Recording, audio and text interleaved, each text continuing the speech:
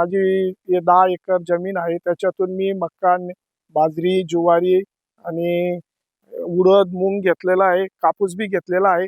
निर्मल 666 मक्का चांगल्या प्रकारचा ज्याला मला इतर जातीपेक्षा चांगलं उत्पन्न आलेलं आहे. मी निर्मल कंपनीची 965 व्हरायटी लावलेली आहे. 4-5 वर्षापासून मी कॉटन काही क्षेत्रात लावत होतो, पण त्याच्यापेक्षा मला ही छान वाटली.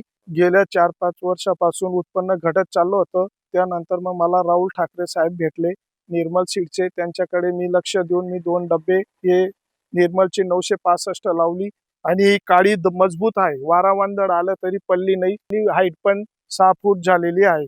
4.5 बाय 2.5 अंतर आहे. हिचा हाईट चांगली आहे आणि हिच्या पहिली बात म्हणजे मला फवारणी हिच्या पानावर लव आहे. त्याच्यामुळे हिला रोगराई कमी आलेली आहे.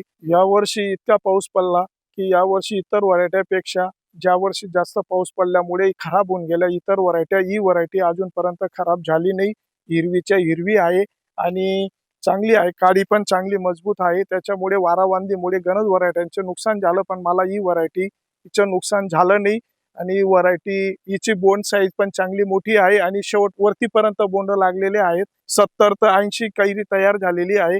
तर 5.5 ते 6 ग्रॅमचं बोंड आहे. तिला खत लावलेलं आहे मी 10-26 युरिया आणि बायोपॉवर. या झाडावर 60 ते 65 कैरी पक्की आहे. आतापर्यंत 4,500 झाडं एकरीमध्ये लावलेले आहेत. गणित काढलं तर 15-16 क्विंटलचा ॲव्हरेज आहे. तरी मी या वर्षी खुश आहे ही व्हरायटीवर. याच्यात मला खर्च कमी लागला, फवारणी कमी लागली. कमी खर्चामध्ये जर जास्त उत्पन्न घ्यायचं असेल तर निर्मलची गोल्ड म्हणून व्हरायटी आहे. ती जास्तीत जास्त शेतकऱ्या बंधूंनी लावावी.